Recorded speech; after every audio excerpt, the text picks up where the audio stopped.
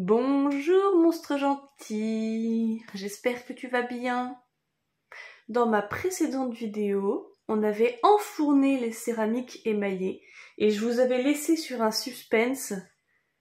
Et là c'est le matin, je viens de me réveiller et c'est aussi le moment où on va ouvrir ensemble ce four et découvrir les merveilles ou les cacas que j'ai fait.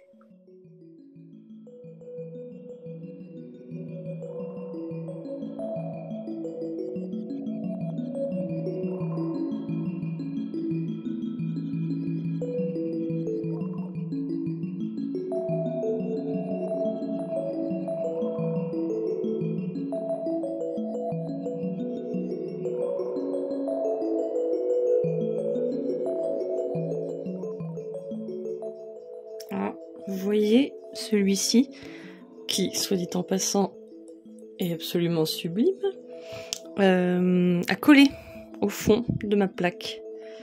Heureusement, sur les plaques, en fait, on met une sorte de couche de, je sais pas, un petit truc blanc, et quand l'émail colle, ça reste sur l'objet et pas sur la plaque, parce que sinon, il faudrait racheter des pierres tout le temps.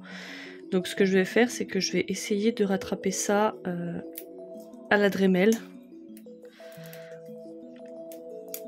On verra bien. Mais en tout cas, sinon, le résultat a été quand même stylé.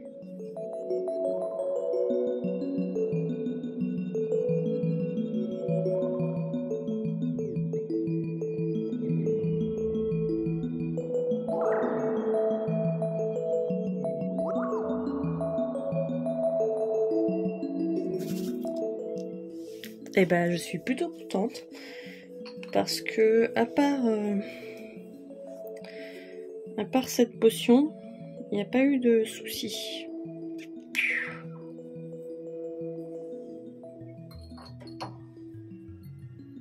Bon, je suis plutôt super contente. Tout a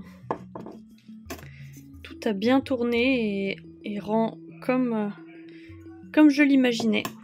Donc voici mes petits échantillons. J'ai plus qu'à noter au dos à quoi ils correspondent. Comme ça, je pourrais les mettre sur mon nuancier. Bon, du coup, c'est foutu hein, pour la potion là.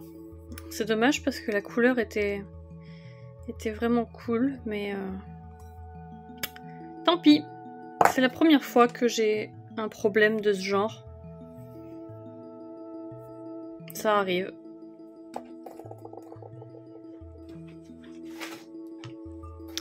Comme vous pouvez le voir, je suis plutôt archi bordélique dans, dans mon travail. J'ai pas mis les choses en place pour que ce soit plus joli pour vous.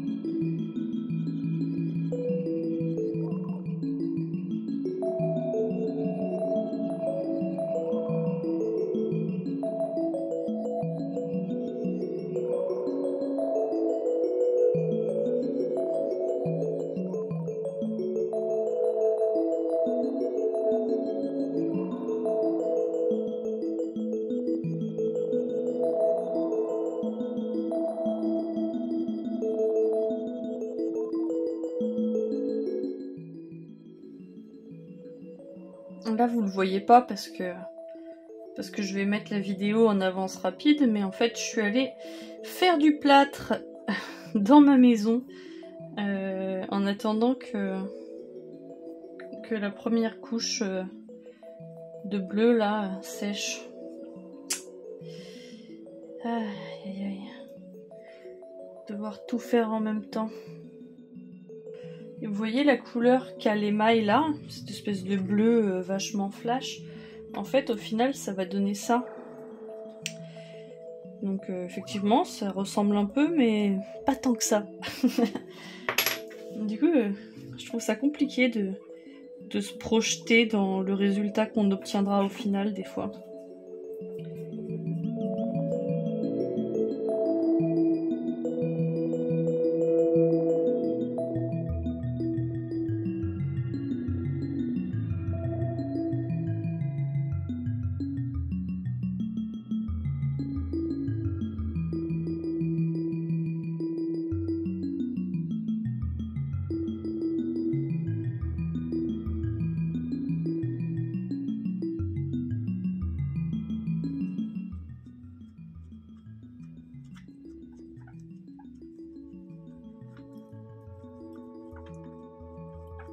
ça c'est quand tes cochons d'Inde ont décidé de faire du parcours sur tes yep.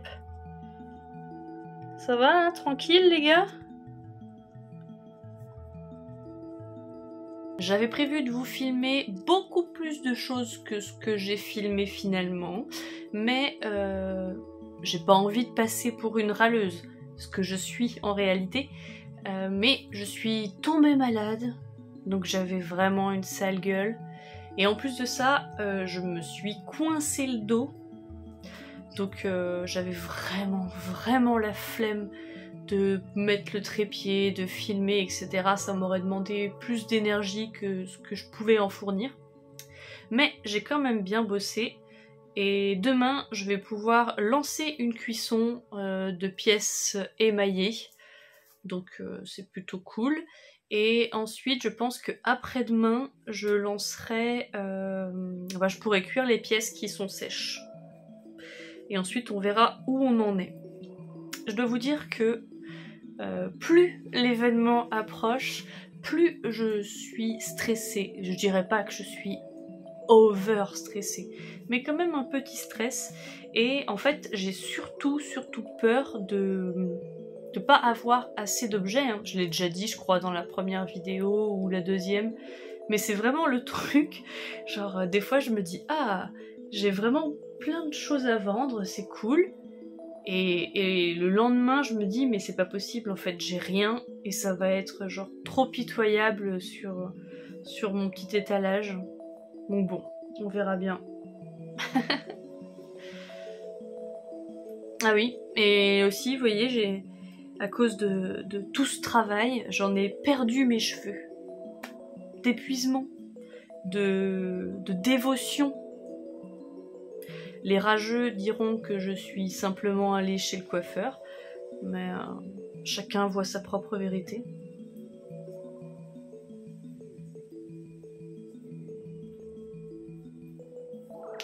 Je vais vous montrer quand même les pièces avant cuisson. Alors, voici les pièces qui sont terminées, prêtes à aller dans le four demain. Donc, voilà. On peut pas dire que j'ai rien fait quand même, malgré le dos et la maladie.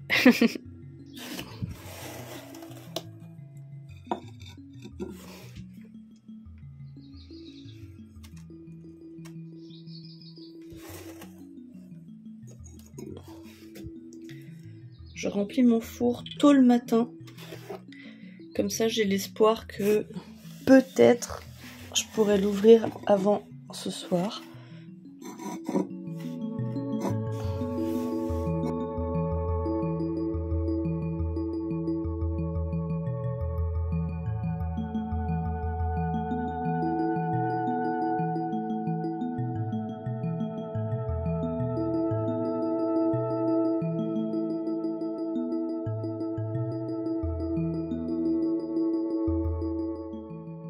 Il est 1h du matin et j'ai enfin pu ouvrir mon four. Je vais pas regarder tout ce qu'il y a à l'intérieur, mais je vais juste me spoiler un tout petit peu.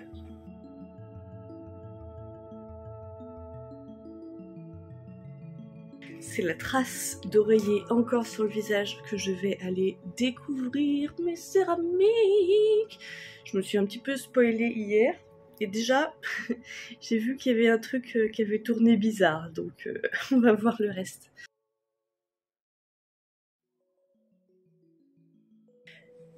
Waouh, trop cool. Allez, c'est parti pour la découverte.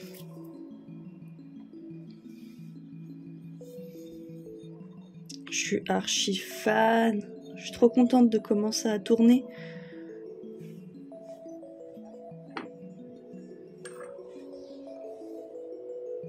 Donc ça, c'est ce que vous m'avez vu émailler un peu plus tôt dans la vidéo.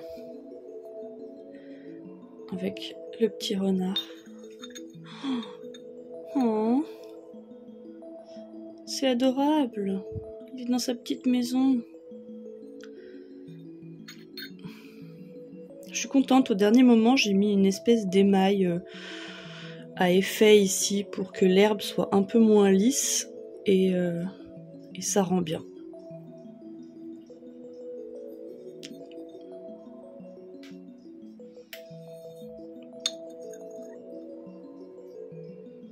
Honnêtement, je pensais pas que ce serait aussi mignon. Je pense que j'en referai si j'ai le temps.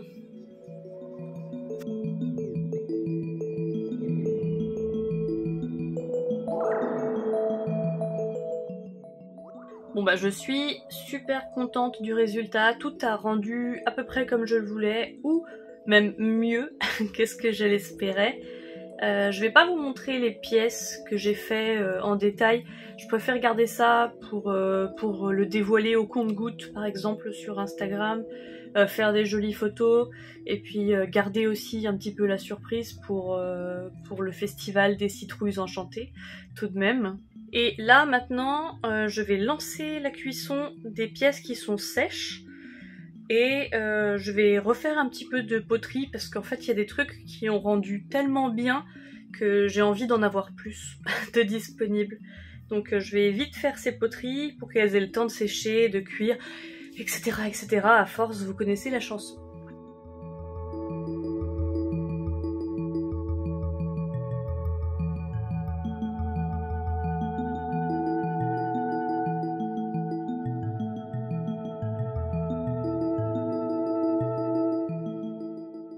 Bon, mon four est toujours trop chaud pour être ouvert, donc je vais faire de la poterie tout simplement.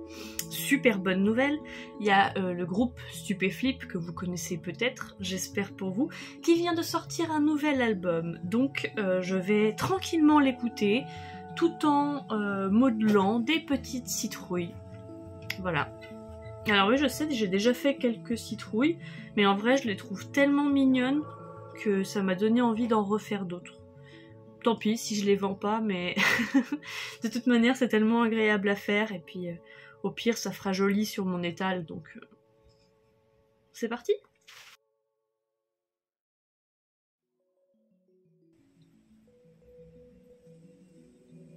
Ça y est, l'automne est vraiment là, je peux enfin rester dans mon atelier avec un pull. Ouais, j'ai laissé ma fenêtre ouverte, donc il fait pas si froid que ça, mais c'est tellement agréable de porter un sweat.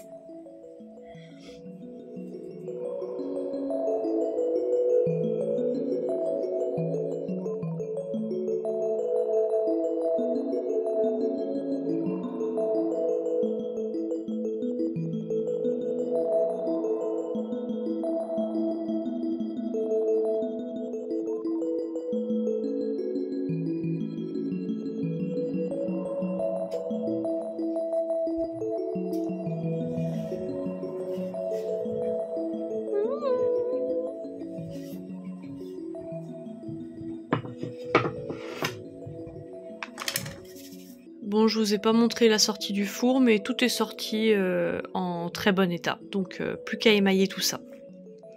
Par contre, trop triste, j'avais modelé une petite palette aquarelle et je l'ai fait tomber en la déplaçant. Voilà. Tant pis, ça arrive. Ça arrive. L'avantage c'est que ça n'a pas été encore cuit, donc je vais pouvoir recycler cette terre. Il va juste falloir que je la remette dans l'eau. Et elle va redevenir modelable. Finalement hier, je vous ai rien filmé du tout. Parce que j'étais saoulée. En fait, j'ai commencé par émailler des petites créatures là. Pendant genre 1h30, 2h. Et arrivée à la dernière, je me rends compte que je me suis complètement trompée d'émail, trompée de couleur en fait. Du coup, j'avais grave la mort parce que j'ai taffé 2 heures pour rien. Et j'ai été obligée de les rincer à l'eau pour pouvoir les émailler de la bonne couleur. Donc en fait j'étais tellement saoulée que j'ai juste continué mon émaillage tranquille sans vous parler. Et c'est ce que je vais faire aujourd'hui. Et je pense que je vais arrêter là parce qu'en fait c'est très répétitif. Je vais émailler, cuire, émailler, cuire et à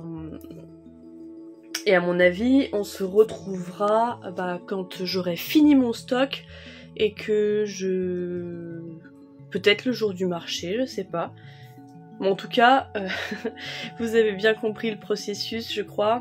Vous avez bien vu que des fois, je sais pas pourquoi, mais petit manque d'attention, je galère. Et j'espère que est-ce que c'est un vlog? Est-ce que c'est un vlog? On va dire que c'est un vlog. J'espère que ce vlog vous a plu et on se retrouve très bientôt. Promis.